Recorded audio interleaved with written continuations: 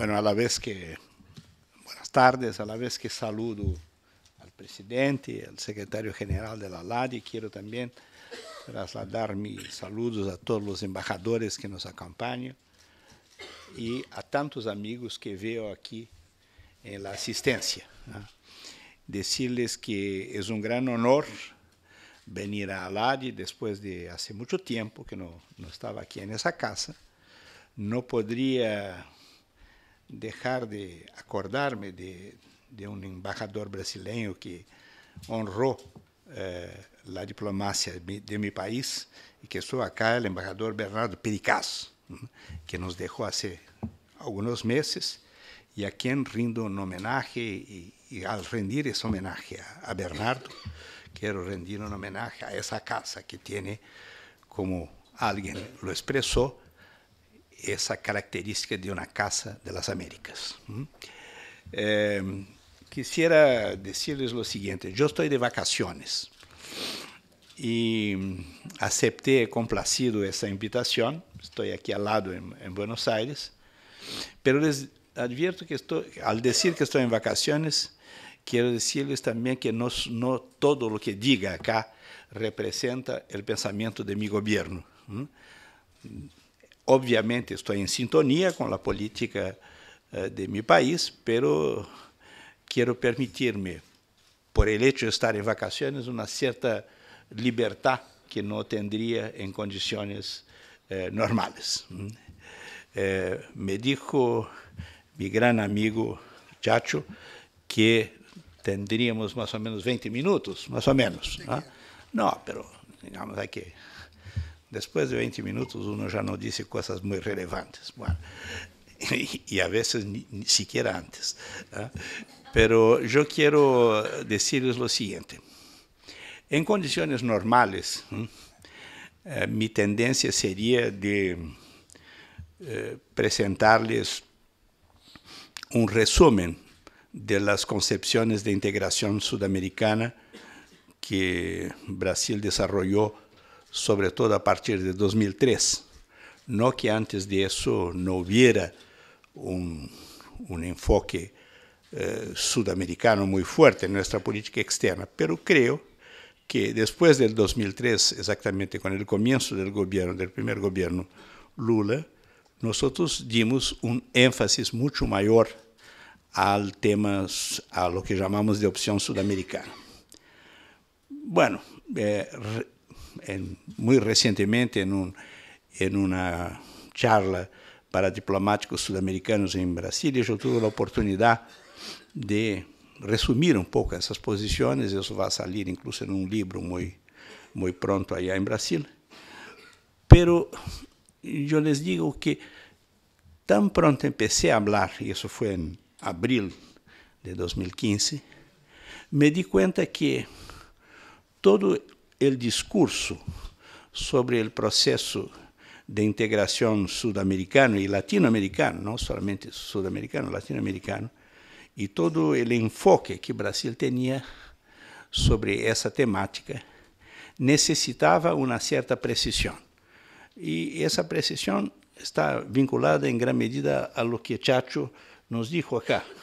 Nosotros no estamos viviendo un momento cualquiera, sino que estamos, sin duda alguna, enfrentando una situación compleja, difícil, que es consecuencia, en primer lugar, de la incidencia de los factores internacionales sobre nuestra región y que es también consecuencia de impases, de situaciones complejas y difíciles que se están desarrollando en nuestros países, o por lo menos en la mayoría de los países de América del Sur, e incluso en mi país, como ustedes pueden normalmente leer en la prensa, aunque no siempre lo que salga en la prensa es la mejor versión de lo que está ocurriendo. Pero eso no es el caso de discutir. Entonces, ¿por qué digo eso? Porque es evidente que trato de establecer una conexión entre el proceso de integración que nuestra región, Sudamérica, pero después también América Latina y Caribe, de una manera general, pasaron en esos últimos 15 años, por así decirlo, creo que ese proceso no hubiera ocurrido si nosotros no tuviéramos transformaciones muy importantes que se dieron en el interior de muchos de nuestros países, que son transformaciones distintas, que son transformaciones que responden concretamente a dinámicas nacionales, que tienen historias propias, y que por más que se pueda establecer algunas líneas de continuidad entre ellas, no creo que se pueda reducirlas a un denominador regional. Ellas tienen una impronta nacional muy, muy, muy fuerte que hay que respetarla.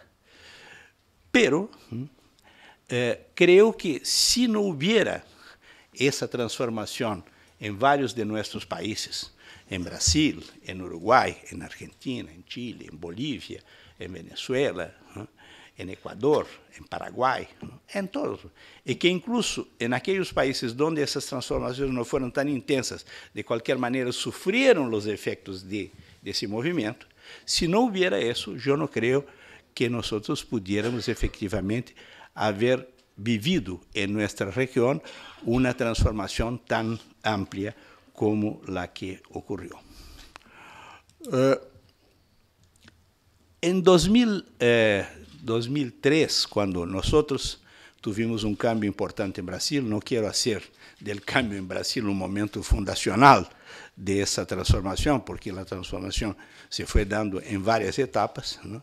Nosotros teníamos una situación que era básicamente la siguiente. Desde el punto de vista interno, havia um certo agotamento das medidas de ajuste que se haviam proposto, sobretudo em los anos 80 e 90, em particular, né, e que não resultaram sequer, né, em estabelecer um equilíbrio macroeconômico. E, ao revés, criaram uma situação de recessão em muitos países, de desemprego, de incremento da pobreza, etc. Essa transformação que nós hicimos allá e que com signos distintos também se foi realizando em outros países da região, tuvo algo interessante, porque a la vez que planteava uma agenda interna para nossos países, também planteava a necessidade de que hubiera um acercamento mais grande dos países. Creo que ese es un rasgo muy particular de América Latina y de América del Sur, cual sea experiencias con fuerte contenido nacional, distinto de lo que ocurre en otras regiones del mundo, en Europa, por ejemplo, no son experiencias nacionalistas excluyentes del fenómeno de la integración. Al revés, son experiencias que acompañan cambios internos, fuerte contenido nacional, muitas vezes nacionalista incluso, com a necessidade de buscar uma integração mais ampla. Creio que várias das manifestações históricas, incluso em nosso continente, lo que foi o cardenismo em México, lo que foi o aprismo em Peru, lo que foi o peronismo em Argentina, lo que foi mais recentemente fenômenos como o chavismo em Venezuela e incluso o fenômeno do PT em Brasil, sempre que mantinham, por uma parte, essa dimensão nacional muito forte, muitas vezes nacionalista incluso, optavam também por um acercamento mais grande com os países vecinos e, por lo tanto, planteavam uma proposta de integração. Em nosso caso, no caso brasileiro, o que nós vimos quando começamos essa experiência foi que devíamos enfatizar o tema da integração e enfatizá-la não só na dimensão comercial, que era a dimensão que estava planteada em grande medida por el Mercosur, aunque el Mercosur não se redujera solamente a isso, há que decirlo já nesse período, sino que devíamos pensar concretamente que em um mundo que cada vez mais marchava hacia uma multipolaridade, o que havia que ver era se nós teníamos condições de transformar a América do Sur em um polo. E, para isso, obviamente, o Mercosur não era o instrumento, porque o Mercosur tinha uma limitação, que era a limitação do arancel externo comum, e que, por lo tanto, nós teníamos que pensar em outros instrumentos de unificação que não foram simplesmente instrumentos arancelários. E pensamos, então, que havia que, por uma parte, estimar quais eram as cartas de triunfo que a região tinha e, por outra parte, ver também quais eram os déficits que nós teníamos e como potencializar uns e resolver os demais. As cartas de triunfo estavam muito claras. Era uma região com um grande potencial energético, quizás um dos mais grandes potenciais energéticos, se sumarmos todas as formas de energia que temos. Era uma região com uma grande diversidade de minérios, desde os minérios da primeira revolução industrial hasta os da última, da novíssima revolução industrial, como é o caso do lítio, por exemplo. Era uma região que tinha uma enorme capacidade produtiva desde o ponto de vista de alimentos, e não mais de uma agricultura primária exportadora, como fora no passado, sino que de uma agricultura que estava ganhando cada vez mais participação de ciência e tecnologia, não? E temos vários de nossos países onde isso é absoluta verdade, de uma região de uma grande biodiversidade, grandes reservas de água, e de uma região, não vou dar todos os instrumentos, todos os elementos, pero simplesmente chamar a atenção para algo que me parecia fundamental. Era uma região que, por sua população, cerca de 400 milhões de habitantes, se constituía em um grande mercado de bens de consumo de massas. E esse mercado de consumo de massas passou a existir fundamentalmente quando saímos de los 400 milhões de homens e mulheres como dado demográfico e avançamos quando esses 400 milhões, beneficiados por políticas de crescimento da região e por políticas sociais de inclusão, efetivamente ganharam uma outra dimensão. Então, todo isso, desde o ponto de vista de alguns elementos materiais, insisto, não são os únicos, era fundamental para nós pensarmos um processo de integração que fuera mais allá da integração puramente comercial, sem, obviamente, descartar a integração comercial, que é importante também. E havia alguns elementos imateriais que eram elementos também muito significativos, sobretudo se mirávamos o resto do mundo. Uma região democrática, há que dizer que há 15 anos ou mais, muito mais, pero há 15 anos vivimos um sistema democrático na região, com eleições limpas. Poderá haver discussão sobre características da democracia em tal ou qual país, pero de uma maneira geral, se pode dizer que hicimos um progresso extraordinário nessa direção, sobretudo se levamos em consideração o que era a América Latina há algumas décadas, quando nós estávamos hundidos, efetivamente, em regimes autoritários, crueles, que haviam eliminado toda a participação cidadã na vida de nossos países. Uma região de paz, uma região sem armas de destruição massiva, uma região, además, onde não havia significativos conflitos étnicos, religiosos, raciais, e que, por lo tanto, oferecia ao resto do mundo uma atratividade muito forte e poderia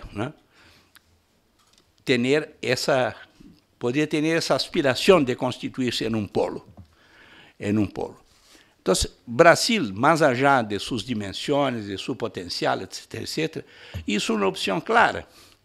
Não se trata fundamentalmente de estar presente solo como aspirar solo como um polo, sino que, em certa medida, associar-se com os países da região para ter uma presença global. Agora, qual era o déficit que a região tinha? O déficit que a região tinha era basicamente estava situada basicamente no hecho que nós éramos e todavia somos, desgraçadamente, uma região muito balcanizada. es decir, una región con poca conexión entre nosotros. Y por lo tanto, el gran reto que estaba planteado era la construcción de instrumentos que nos permitieran concretamente avanzar en dirección a una interconexión física, energética, para resolver incluso algunas paradojas que teníamos. Yo siempre cito una de ellas que me parece impresionante.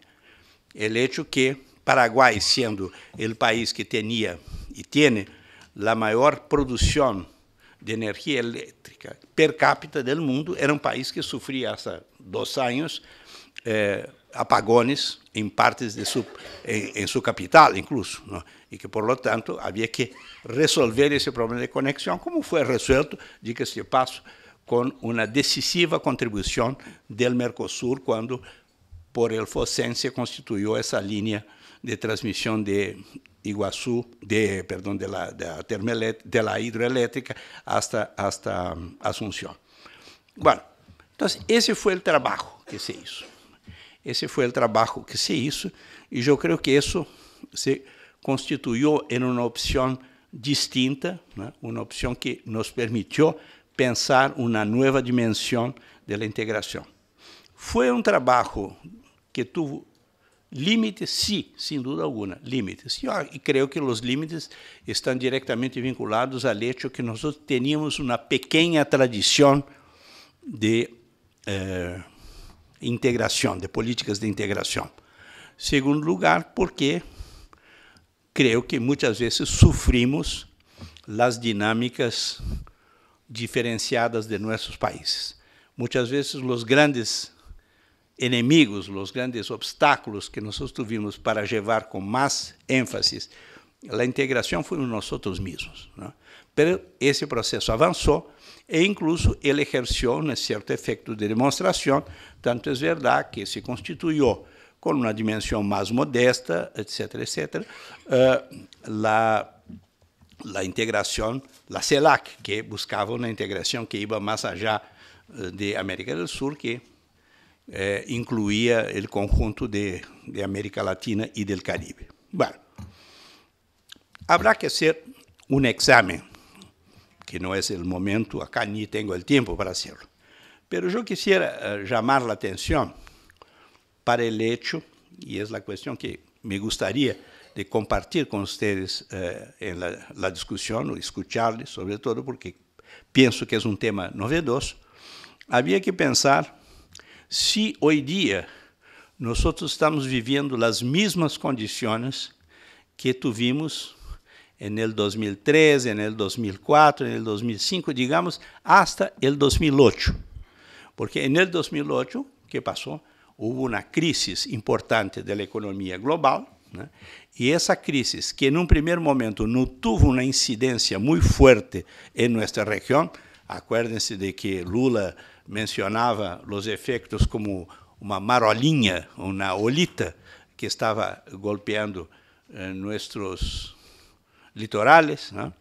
Esa crisis después del 2008 fue creciendo y ese crecimiento de la crisis hoy día empieza efectivamente a tener, en tanto factor exógeno, empieza a tener consecuencias malas para nuestros países. Los elementos todos conocemos, es decir, el final de ese periodo de gran crecimiento del boom de las commodities, ¿no?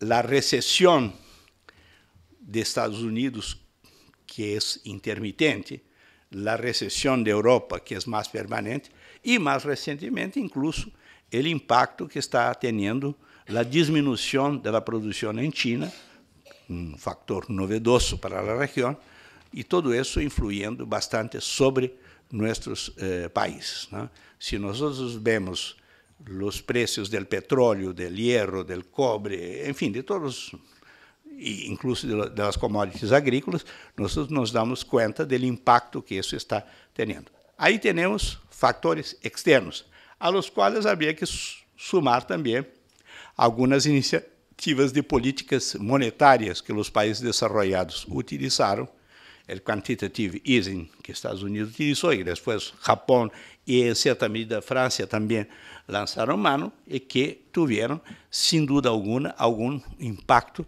importante en tantos factores exógenos. Desde el punto de vista de los factores endógenos, y quiero aquí solamente mencionarlos muy en general, lo que creo, ¿no?, que nosotros estamos sin duda alguna hoy día enfrentando límites de las políticas de tipo keynesiana que fueron lanzadas en nuestros países y que tuvieron, sin duda alguna, un efecto muy positivo en un primer momento, estimulando el crecimiento a partir, sobre todo, de políticas sociales muy importantes, políticas sociales que fueron de empleo, ¿no? En nuestro caso, Brasil, nosotros creamos 22 millones de empleos, políticas de rentas, y que en Brasil los economistas detectan como uno de los factores esenciales, el hecho que nosotros vimos en 10 años un crecimiento real de los salarios en el 57%, y todo un conjunto de medidas de naturaleza socioeconómica, por así decirlo, que cambiaron concretamente el perfil de nuestras sociedades. En algunos casos con mucha intensidad, en otros con menos intensidad, pero en todos los casos cambiaron el perfil de nuestra región. Y creo que nosotros todos nos enamoramos profundamente de esas transformaciones, no es para menos. Hicimos una gran transformación en nuestros países y es normal que eso. Pero, y creo que ahí hay algunas cuestiones, quizás ese enamoramiento de esta pasión por las transformaciones que nosotros hicimos, no nos permitieron, ¿no?, comprender lo que había que hacer y que no hicimos. No quiero decir que solamente con voluntad se resuelvan las cosas, pero simplemente hay que decir que muchas cosas no fueron hechas. Y muchas cosas no fueron hechas y empiezan ahora a cobrar su precio, ¿no?, a cobrar su precio. Nosotros tenemos, sin duda alguna, la persistencia de muchos factores que son factores extremadamente negativos para que ese empuje inicial de la producción pudiera desdoblarse y ganar mayor intensidad. Tenemos todavía una baja tasa de industrialización, en algunos países incluso caída de la industrialización. Es más, en muchos países esa industrialización quedó muy rezagada en relación a los procesos globales de industrialización por el hecho que hubo una baja incorporación de ciencia, tecnología e innovación. Y en tercer lugar, yo quisiera simplemente para cerrar, llamar la atención para algunos elementos de naturaleza, por así decirlo, sociológica.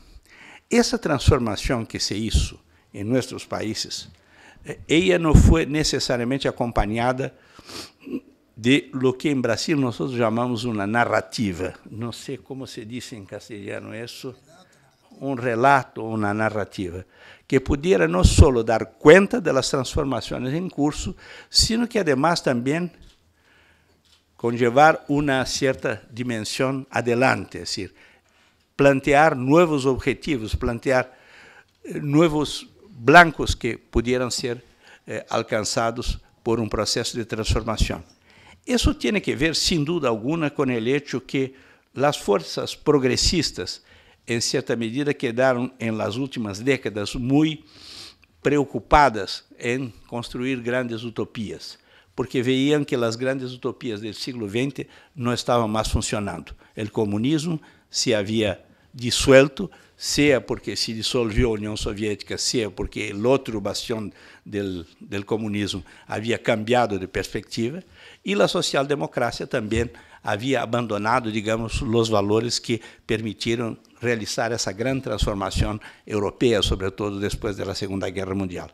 Entonces, creo que las fuerzas progresistas quedaron muy prudentes en el sentido de construir un relato, una narrativa novedosa. Pero, ¿cuál es el problema? Nosotros desencadenamos grandes transformaciones en nuestros países.